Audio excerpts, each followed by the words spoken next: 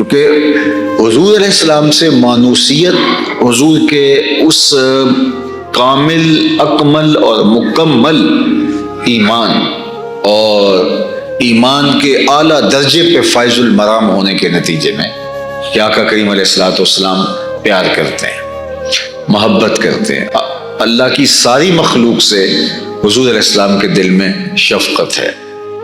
ایک جنازہ جاتا ہے تو حضور اس جنازے کو دیکھ کے افسردہ سے ہو جاتے ہیں۔ تو کسی نے کہا کہ یہ تو یہودی کا جنازہ ہے، تو آقا کریم نے فرمایا کاش کہ یہ مسلمان ہوتا اور حالت ایمان میں جاتا اور جنت اس کا مقصود ہوتا۔ مفہوم یہ ہے۔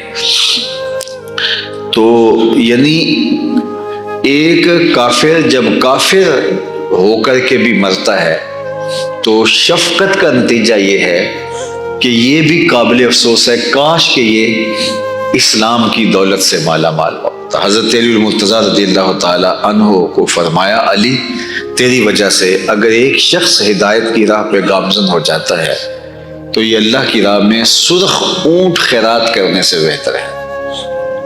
عربوں میں سرخ اونٹ جو ہے اس کی خاص اہمیت ہے۔ اس زمانے کی سواریوں میں گھوڑے اور اونٹ جو ہے وہ یہ انتہائی مفید سواریاں تھیں، اور پھر اس میں بھی جو سرخ رنگ کا اونٹ ہوتا تھا اس کی کچھ اضافی صلاحیتیں بھی ہوتی تھیں اور وہ دکھنے میں بھی خوبصورت لگتا تھا۔ جس طرح آپ جو گاڑیوں کی دنیا ہے اس میں مختلف کمپنیوں کی بڑی قیمتی گاڑیاں ہیں، تو ان کو ذرا خاص طور پہ لوگ کہتے ہیں کہ یہ گاڑی انتہائی اہمیت کی حامل ہے۔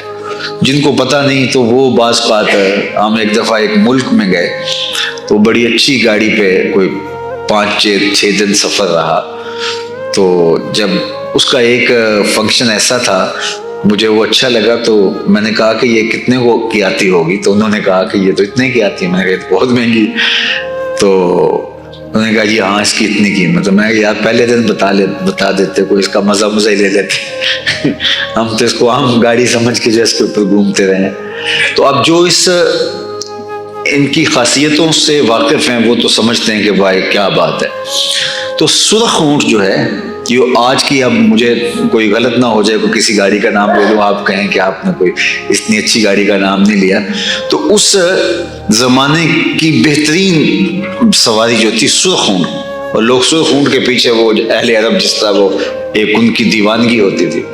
تو حضور نے فرمایا علی تیری وجہ سے اگر کوئی ایک بندہ ہدایت کی راہ پہ گامزن ہو جاتا ہے تو وہ سرخ اونٹ خیرات کرنے سے بہتر ہے۔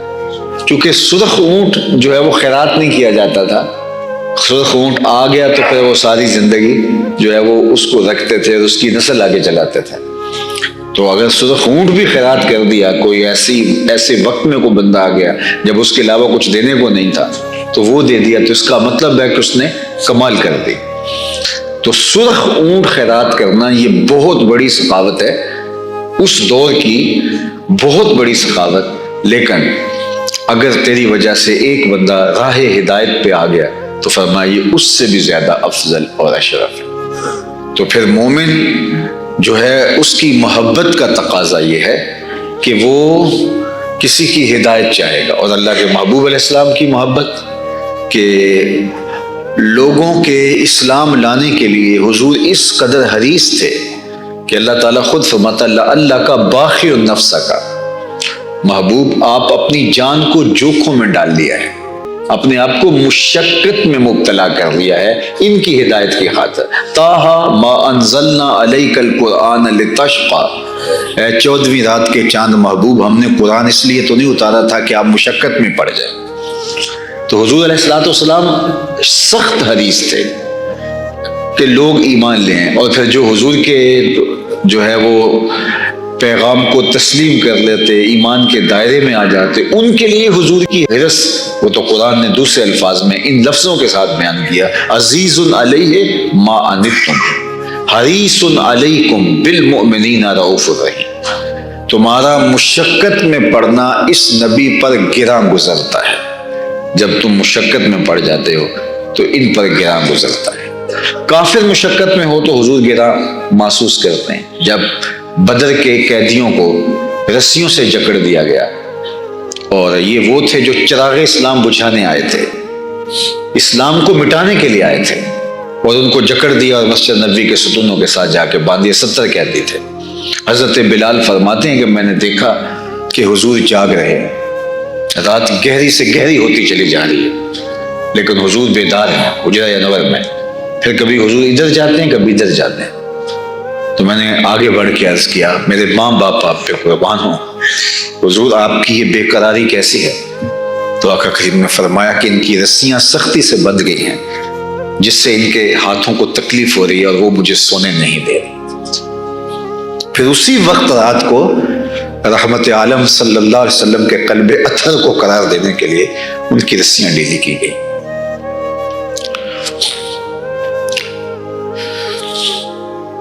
ہمارے ماں باپ ان پہ قربان ہو، یہ ہیں شفقتیں ان کی، جو چراغ اسلام بجھانے آئے تھے ان کے لیے حضور کی محبت ہے۔ تو جو ان کے غلام ہیں، عاشق زار ہیں، ان کے لیے کیا کیفیت ہے؟ تو وہاں فرمایا عزیز علیہ ما عنتم، جب تم مشقت میں مبتلا ہوتے ہو تو اس نبی پر گراں گزرتا ہے۔ بلکہ فرمایا لو تدخلوا شوکۃ فی رجل احدکم لوجدت علمھا، میری امتی تیرے پاؤں میں کانٹا بھی چبھے تو اس کی تکلیف مجھے ہوتی ہے۔ مبتلائے درد ہو کوئی عضو روتی ہے آنکھ، کس قدر ہم درد سارے جسم کی ہوتی ہے آنکھ۔ عزیز علیہ ما عنتم، تمہارا مشقت میں پڑنا نبی پر گراں ہوتا ہے، یہ تکلیف میں مبتلا ہو جاتے ہیں۔ اللہ اکبر۔ حریص علیکم، اور تمہارے معاملے میں سخت حریص، بخشش کے معاملے میں، تمہاری دنیا کی بہتری کے معاملے میں، تمہاری آخرت کی بہتری کے معاملے میں۔ حضور کے سامنے دو چیزیں ہوتی تو ان میں سے حضور آسان کو پسند کرتے، حالانکہ وہ مشکل کو بھی حضور بجا لا سکتے تھے، لیکن آسان کو اس لیے پسند کرتے کہ میری سنت لوگوں کے لیے قابل عمل ہوگی تو میری امت پر مشقت نہ ہو۔ اللہ اکبر۔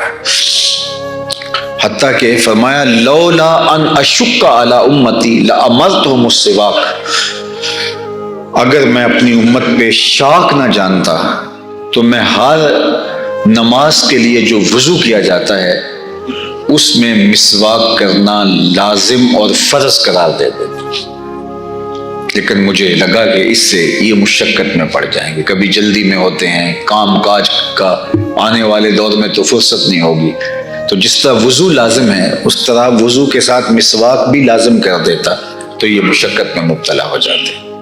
میرا جی چاہ رہا تھا لیکن میں اپنی چاہت کے باوجود اس کو لازم نہیں کیا۔ کیوں نہیں کیا؟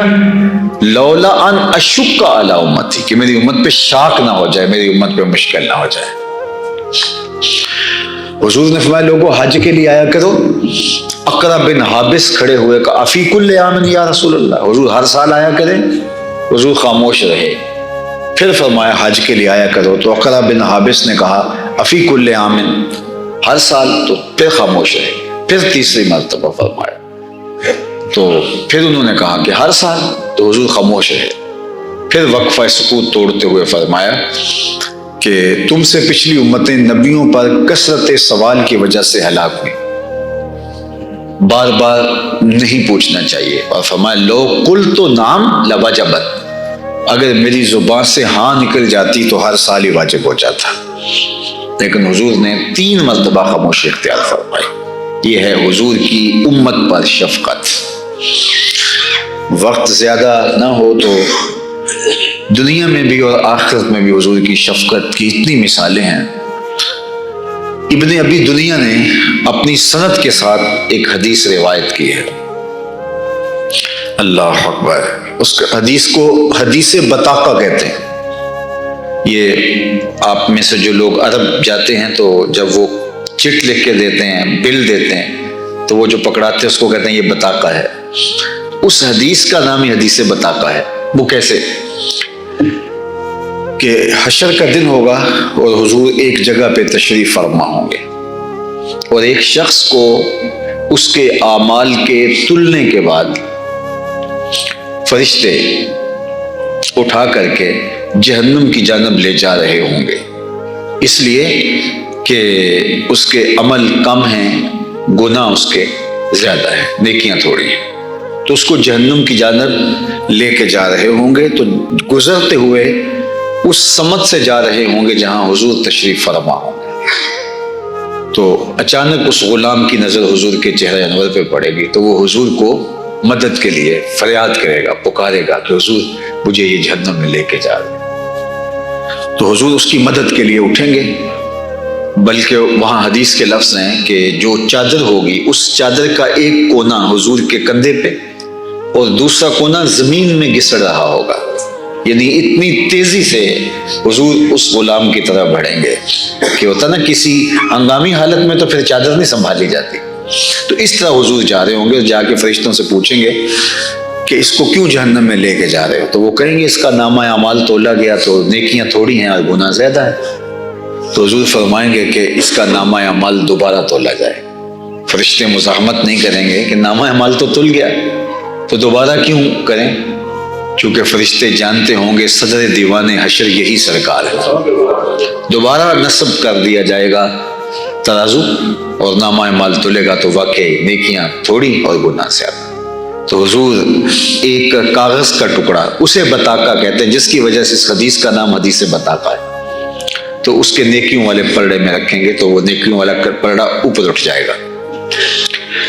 یہ بات ذہن میں رکھیے، یہ دنیا کے ترازو جو ہیں، جو پلڑا بھاری ہوتا ہے وہ نیچے جھکتا ہے، وہ جو پلڑا بھاری ہوگا وہ اوپر اٹھے گا، کیونکہ نیکیوں کا وزن جو ہے وہ چونکہ عالم بالا کی چیز ہے، تو یہ کش ثقل والا معاملہ وہاں نہیں ہے، وہاں اوپر اٹھے گا، تو نیکیوں والا پلڑا اوپر اٹھ جائے گا۔